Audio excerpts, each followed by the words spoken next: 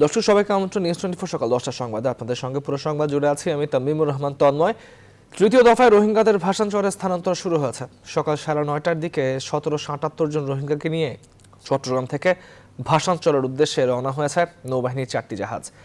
এর আগে গতকাল দুপুরে তাদের রোহিঙ্গা ক্যাম্প থেকে বাসে করে চট্টগ্রামে আনা হয়। সকলেই তাদের নেওয়া হয়েছে জাহাজে। নৌবাহিনীর চট্টগ্রাম অঞ্চলের area commander rear admiral Mozammel Haque জানান, ভাসানচরে উন্নত আবাসনের কথা জানতে পেরে রোহিঙ্গারা স্বেচ্ছায় সেখানে যাওয়ার আগ্রহ প্রকাশ করেছে। আগামীকাল অর্থাৎ আজ আরো 1,500-এর বেশি রোহিঙ্গা ভাসানচরে যাবে বলেও জানান তিনি। ভালো শুনছি বলি তো আজকে যাচ্ছি। ওরা আসলে যাবি না আসিল তারা কাগিরা উইয়া ফাঁসওয়ালে কালা তালা না হয়তো আকা খেয়ে ইয়ার গিরা কা ভারত সার তো হবে নাকি না লিখিন আর হস্টেল দ্বারা তো আজ আগে হরে আজকে যে আমরা 1778 জন জনগণ যাচ্ছে, এনারা সকলেই কিন্তু সব প্রণোদিত হয়ে স্বেচ্ছা এসছে, কাউকে জোর বাধ্য করা হয়নি। এবং এর আগেও আমাদের আরও দুটো গ্রুপ আমরা পাঠিয়েছি। প্রথম ওরা প্রায় 1642, তারপরে আমাদের 1804, আজকে যাচ্ছে 1778 এবং পর্যায়ক্রমে আরও আসবে। যারা যাচ্ছেন ওখানে তারা ওখানে গিয়ে তাদের আত্মীয় স্বজন বন্ধু বান্ধবের সাথে কথা বলছেন, টেলিফোনে মোবাইলে ভিডিও পাঠাচ্ছেন এবং তারা বুঝতে পারছেন যে কক্সবাজারের জীবনযাত্রার মান এবং ভাসানচরের জীবনযাত্রার মান যে পার্থক্যটা, ওটা বিবেচনা করেই কিন্তু ওনারা আসছেন এবং আগামীকাল আরও আসবে। আমাদের ইতিমধ্যেই চট্টগ্রাম কক্সবাজার থেকে ওরা একটা গ্রুপ রওনা দেওয়ার প্রক্রিয়া আছে। আজকে রাতে এসে পৌঁছবে, কালকে একটা এরকম প্রায় 15 to 700 কালকেও যাবে। দর্শক, এই ব্যাপারে বিস্তারিত জানাতে চট্টগ্রাম থেকে আমাদের সঙ্গে যুক্ত হচ্ছেন সহকর্মী নয়ন বুড়া জয়। নয়ন বুড়া জয়, আজকে আমরা জানতে পেরেছি 1778 জনকে নেওয়া হচ্ছে ভাসানচরে, কালকেও কিছু মানুষকে নেওয়া হবে, তো সবকিছু মিলিয়ে প্রস্তুতি কেমন দেখছেন সেখানে?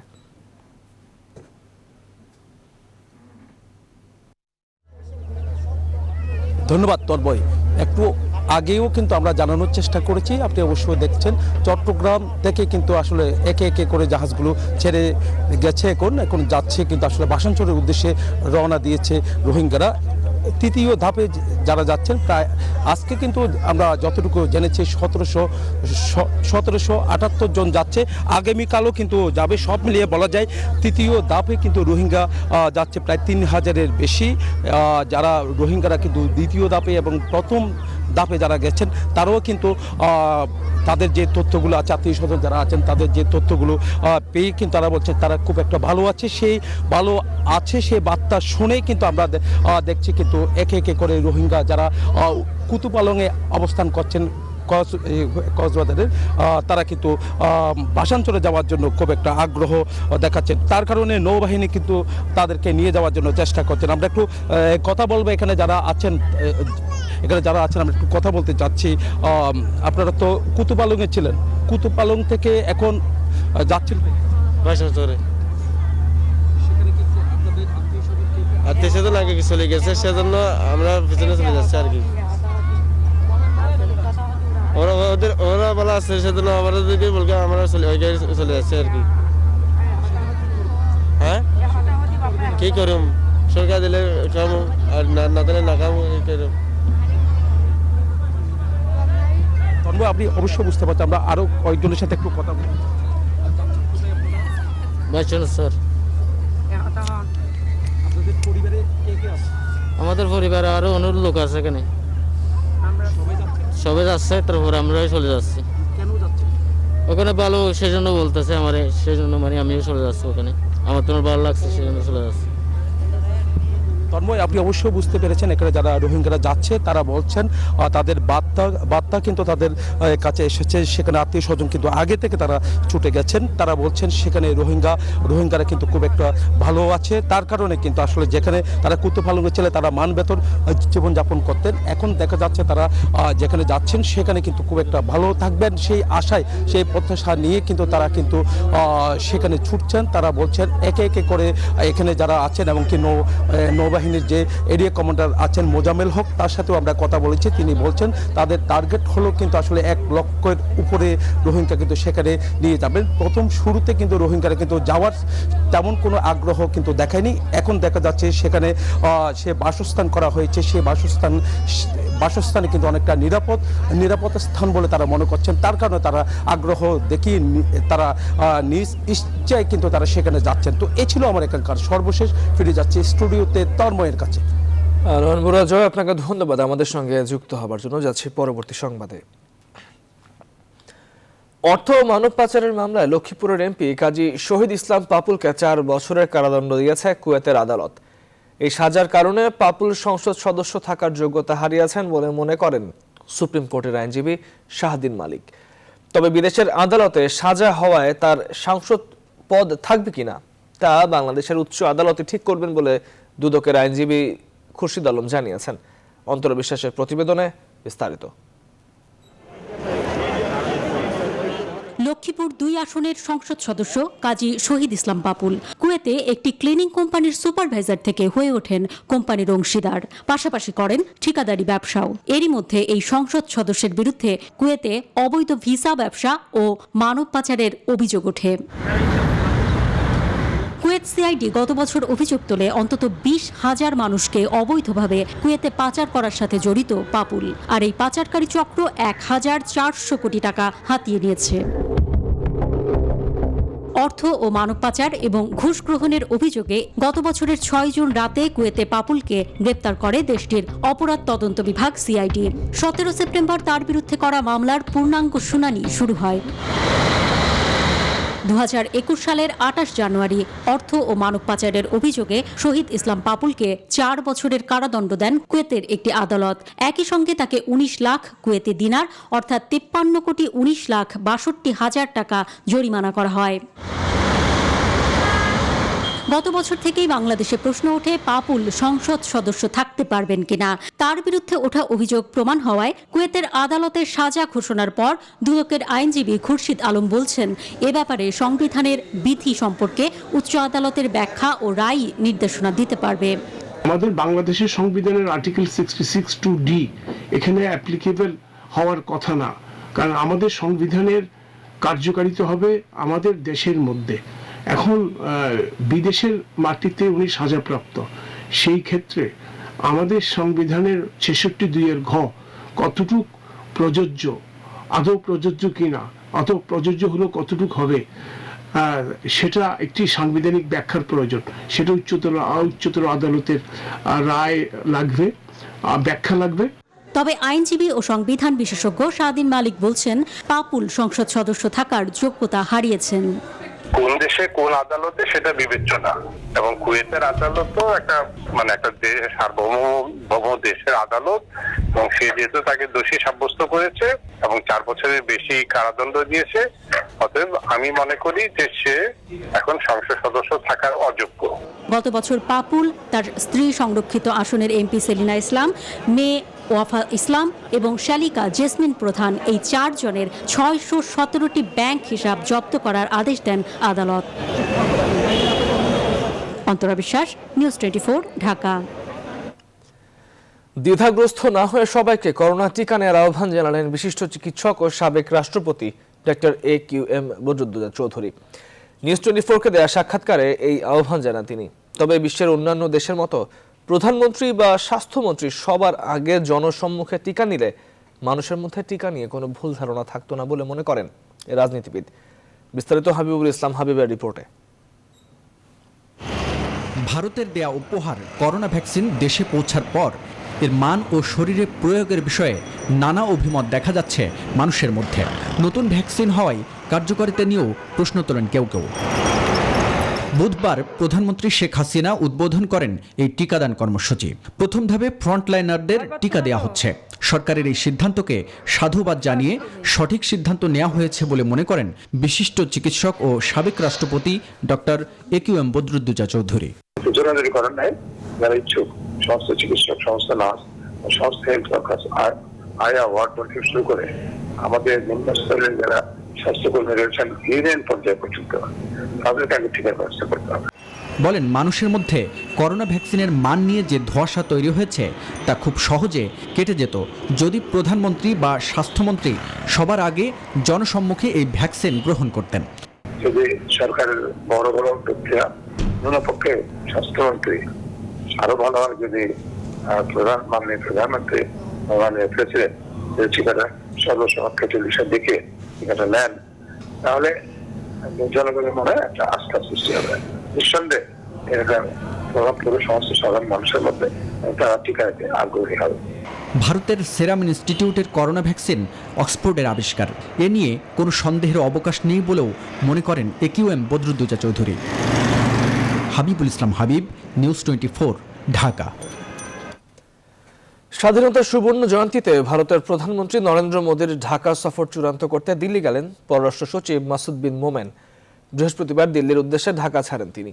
4 দিনের সফরে দেশটির পররাষ্ট্র সচিব হর্ষবর্ধন শ্রীংলার সাথে বৈঠক করবেন তিনি। বৈঠকে তিস্তা সহ অভিন্ন নদীর পানি বন্টন, বাণিজ্য, রেল যোগাযোগ, করোনার প্রতিরোধের সহযোগিতা ছাড়াও দ্বিপাক্ষিক বিভিন্ন বিষয়ে আলোচনা করবে দুই দেশ। বিস্তারিত জানাচ্ছেন লাকমিনা জেসমিন সোমা। আগামী 26 মার্চ স্বাধীনতার সুবর্ণ জয়ন্তী উদযাপনে প্রতিবেশী ভারতের প্রধানমন্ত্রী নরেন্দ্র মোদীকে আমন্ত্রণ জানিয়েছে বাংলাদেশ। গেল 17 মার্চ প্রধানমন্ত্রী শেখ হাসিনার সাথে ভার্চুয়াল বৈঠকের সময় সে আমন্ত্রণ গ্রহণও করেন মোদী। বিষয়টি চূড়ান্ত করতে বৃহস্পতিবার 4 দিনের সফরে দিল্লি গেলেন পররাষ্ট্র সচিব মাসুদ বিন মোমেন। ভারতের মাননীয় প্রধানমন্ত্রী আগামী আমাদের 25 তারিখে বা 26 তারিখে আসার কথা, হয়তো একদিন আগে আসবেন। তো আমাদের এবারের যে ন্যাশনাল যে প্রোগ্রামগুলো আছে সেখানে ওনার কোন কোন প্রোগ্রাম আমরা ডেভেলপ করতে পারি এবং সেখানে অন্যান্য কি কি ডেলিভারেবলস হতে পারে সেগুলো নিয়েও আমরা বিশদ আলোচনা করব। ভারতের পররাষ্ট্র সচিব হর্ষবর্ধন শ্রীংলার সঙ্গে বৈঠক করবেন মাসুদ বিন মোমেন। বৈঠকে তিস্তা সহ অভিন্ন নদীর পানি বন্টন, বাণিজ্য, রেল যোগাযোগ, করোনা ভাইরাস প্রতিরোধে টিকা সহযোগিতা নিয়ে আলোচনার প্রস্তুতি নিয়েছে বাংলাদেশ। এবার আমরা আমাদের দ্বিপাক্ষিক যে বিষয়গুলো আছে আমাদের টেবিলে বা আমাদের প্লেটে সবগুলোই আমরা আলোচনা করব। আর তিস্তার ব্যাপারে অবশ্যই আমরা চাইবো যে তারা যত দ্রুত এটার ব্যাপারে একটা সুরাহা করে দেয় আমাদের জন্য। গেল 16 ডিসেম্বর বিজয় দিবসেও মোদির ঢাকায় সফরের পরিকল্পনা ছিল, তবে করোনা পরিস্থিতি স্বাভাবিক না হয় সম্ভব হয়নি। লাকমিনা জেসমিন সোমা, নিউজ 24, ঢাকা। সংবাদের রিপোর্ট জানিয়েছি একটি বিরতি, আর সংবাদ নিয়ে ফিরছি বিরতির পরে, সঙ্গেই থাকুন। বিরতির পর স্বাগত আরেকবার, আপনারা দেখছেন নিউজ 24 সংবাদ। এবারে পৌর নির্বাচনের খবর। তৃতীয় ধাপের 63টি পৌরসভায় ভোট অনুষ্ঠিত হবে কাল। সকাল 8টা থেকে শুরু হয়ে একটানা বিকাল 4টা পর্যন্ত চলবে ভোট গ্রহণ। এই ধাপের সবগুলোতেই ব্যালটে ভোট হবে। আগের রাতে সিলমারে ঠেকাতে ভোট গ্রহণের দিন সকালে কেন্দ্রে কেন্দ্রে ব্যালট পেপার পাঠাবে নির্বাচন কমিশন। নির্বাচন সুষ্ঠু করতে সব ধরনের প্রস্তুতি সম্পন্ন করেছে নির্বাচন কমিশন এখনো পর্যন্ত। নির্বাচনী আইন অনুযায়ী ভোট গ্রহণের 32 ঘন্টা আগে প্রচার শেষ হওয়ার কথা। সেই অনুযায়ী বৃহস্পতিবার মধ্যরাত থেকেই ভোটের প্রচার শেষ হয়েছে। এই ভোট নিয়ে উৎসাহ উদ্দীপনার পাশাপাশি শঙ্কা উৎকণ্ঠায় রয়েছেন প্রার্থী ও ভোটাররা। এই ধাপের নির্বাচনী লড়াইতে অংশ নিচ্ছে আওয়ামী লীগ, বিএনপি সহ আরও বেশ কয়েকটি রাজনৈতিক দল। পাশাপাশি মেয়র পদে লড়ছেন বেশ কিছু স্বতন্ত্র প্রার্থীও। সংশ্লিষ্টরা বলছেন, সুষ্ঠু ও শান্তিপূর্ণ পরিবেশ নির্বাচনের লক্ষ্যে প্রতিটি কেন্দ্রে আনসার ও পুলিশ সদস্য এবং ঝুঁকিপূর্ণ কেন্দ্রে র্যাব সদস্য মোতায়েন থাকবে। এছাড়াও নির্বাহী ম্যাজিস্ট্রেট ভ্রাম্যমাণ আদালত পরিচালনা করবেন। দেশে মোট 329টি পৌরসভা রয়েছে। আগামী 14 ফেব্রুয়ারি চতুর্থ ধাপে 58টি পৌরসভায় ভোট অনুষ্ঠিত হবে।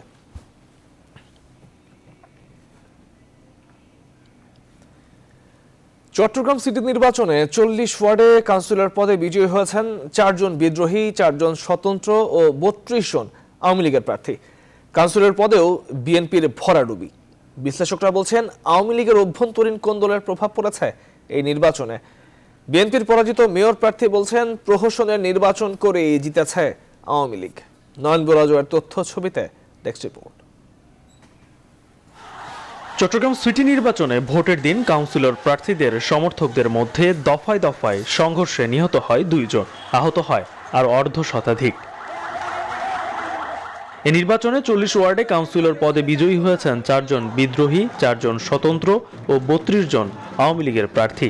বিদ্রোহী কাউন্সিলর প্রার্থীরা বলছেন, দল নয় ব্যক্তি ইমেজকে প্রাধান্য দিয়ে ভোট দিয়েছেন ভোটাররা। আমি শতভাগ ভোট পেয়েছি, জনগণ আমাকে ভোট দিয়েছে। নগরবাসী আমাকে চতুর্থবার নির্বাচিত করেছে। নগরবাসীর কাছে কৃতজ্ঞতা।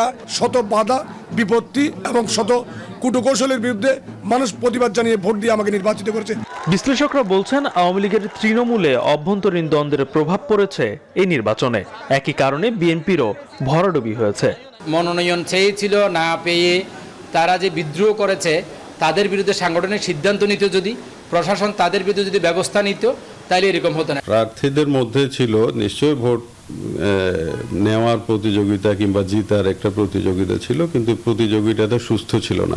বিএনপির পরাজিত মেয়র প্রার্থী অভিযোগ করেন কেন্দ্রে কেন্দ্রে সংঘাত আর ভোট ডাকাতি করে জয় পেয়েছে আওয়ামী লীগ। 2015 সালে যে নির্বাচনটা খুব প্রশ্নবিদ্ধ ছিল, সেখানে আমাদের 8 জনের মতো কমিশনার ছিল, মহিলা সহ। বাট এবার এসে একজনও না পাওয়া, তাহলে এতে করে প্রমাণিত হয় যে ভোট কি পরিমাণ তারা ডাকাতি করেছে। এদিকে সংরক্ষিত কাউন্সিলর প্রার্থী 14 জনই আওয়ামী লীগের। Desk report, news 24। ভোটের ফলের পর চট্টগ্রাম সিটি কর্পোরেশন নির্বাচন নিয়ে চলছে নানা হিসেব নিকেশ। মোট ভোট পড়েছে 22.52%। 19,38,706 জন ভোটারের মধ্যে ভোট দিয়েছেন মাত্র 4,35,490 জন। বিশ্লেষকরা বলছেন এরকম ভোটার অনুপস্থিতি গণতন্ত্রের জন্য শঙ্কা ও হতাশার। শেখ জায়েদ জানাচ্ছেন বিস্তারিত। সংঘাত, সহিংসতা ও প্রাণহানির মধ্য দিয়ে শেষ হলো চট্টগ্রাম সিটি কর্পোরেশন নির্বাচন। প্রচারণায় ব্যাপক উৎসাহ ও অংশগ্রহণ থাকলেও ভোট কেন্দ্রে উপস্থিতি ছিল খুবই কম। নির্বাচন কমিশনের হিসেবে ভোট পড়েছে মাত্র 22.52%। ভোটারের যে উপস্থিতি, সেটা সত্যি গণতন্ত্রের জন্য অশনি সংকেত এবং হতাশাব্যঞ্জক। দলগুলো জনগণকে আকর্ষিত করতে পারে নাই, কারণ দিন শেষে নির্বাচনের মধ্যে মানুষ যে অনীহা, অনাস্থা, আতঙ্ক, সেটা আবার নতুন করে, এবং জনপদে যে সহিংসতা, সেটাও এক্ষেত্রে কাজ করেছে। যে পার্সেন্টেজ বলছে জনগণ, সেটাকেও সন্দেহ করে। ভালো মন্দ মিলিয়ে নির্বাচন আমরা মনে করি যে খুব একটা খারাপ হয়নি, যদিও 2 জনের মৃত্যুর ঘটনাটা অত্যন্ত দুঃখজনক।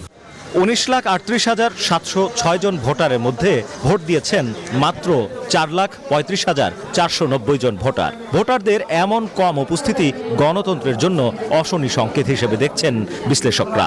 ইভিএম নিয়েও মানুষের একটু বিতর্ক আছে। ইভিএমে যে দ্রুততার সাথে রেজাল্ট দেওয়ার যে ব্যাপারটা, আধা ঘন্টার মধ্যে হবে, সত্যিকার যদি ইভিএম সেইভাবে কাজ করে, 9 ঘন্টা পর দেওয়াটাই জনগণকে আরো সন্দেহযুক্ত করেছে। এটা গণতন্ত্রের জন্য, সুশাসনের জন্য অন্যতম একটা অন্তরায়। ধাওয়া পাল্টা ধাওয়ার বিষয়টা বাংলাদেশের নির্বাচনে অত্যন্ত স্বাভাবিক, তবে প্রাণহানিটা কারো কাম্য নয়। সবকিছু মিলে নির্বাচন আমার মনে হয় মানুষ ভোট দিতে পেরেছে এবং তাদের পছন্দের নগরপিতাকে বেছে নিয়েছে। বিশ্লেষকরা মনে করেন নির্বাচনে সহিংসতা ও ভোটারদের অনাগ্রহের দায় নির্বাচন কমিশন ও রাজনৈতিক নেতৃবৃন্দকেই নিতে হবে। শেখ জায়েদ, নিউজ 24, চট্টগ্রাম। সংবাদের পর্যায়ে নিচ্ছে আরো একটি বিরতি। আরো সংবাদে ফিরছি বিরতির পরে, সঙ্গে থাকুন। বিরতির পর স্বাগত আরেকবার। আপনারা দেখছেন নিউজ 24 সংবাদ। এবারে আন্তর্জাতিক প্রসঙ্গ।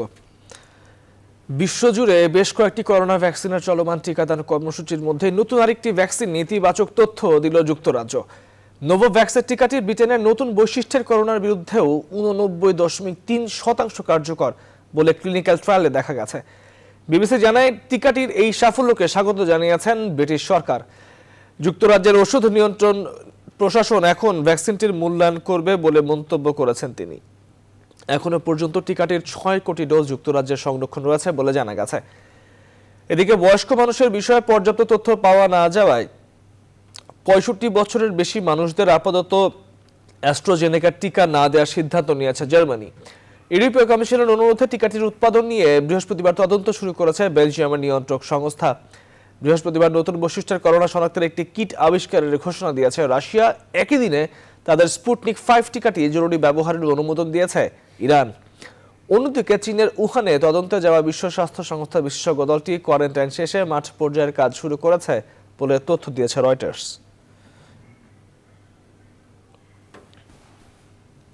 সংবাদের পর্যায়ে নিচ্ছে আরেকটি বিরতি, সঙ্গেই থাকুন।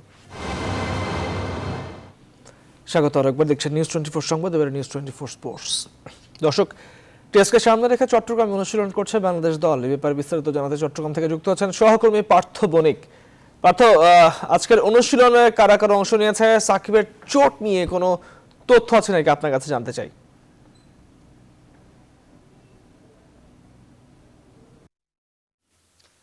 তন্ময়, যেমনটা বলছিলেন যে সাকিবের চোট নিয়ে কোনো তথ্য আছে কিনা, তথ্য আছে। গতকাল স্ক্যান করানো হয়েছে, ইনজুরি গুরুতর নয়, হয়তো কাল পরশুর মধ্যে তিনি অনুশীলনে নামবেন। আজকে তিনি অনুশীলনে আসেনি। তাকে ছাড়া গোটা দল আজ চট্টগ্রামের জহুর আহমেদ চৌধুরী স্টেডিয়ামে প্র্যাকটিস করছে। আজ প্রথমবারের মতো কিন্তু সেন্টার উইকেটে ব্যাটিং প্র্যাকটিস করছে ব্যাটসম্যানরা, পাশাপাশি আজকে নেট বোলারদেরকেও আনা হয়েছে। প্রত্যেককে আলাদাভাবে আজকে অনুশীলনের সুবিধা দেওয়া হচ্ছে, যার যে জায়গায় কমতি আছে সেই জায়গাগুলোতে পুষিয়ে নেবার চেষ্টা করা হচ্ছে। আজকে সকাল 9টায় অনুশীলন শুরু হয়েছে এবং চলবে বিকেল 3টা পর্যন্ত। বলা যেতে পারে পুরোটা দিন আজকে সাগরিকায় কাটাবে বাংলাদেশ। আর যেমনটা বলছিলেন ওয়েস্ট ইন্ডিজের কথা, ওয়েস্ট ইন্ডিজ কিন্তু এমএ আজিজ স্টেডিয়ামে বিসিবি একাদশের বিপক্ষে প্রস্তুতি ম্যাচ খেলছে।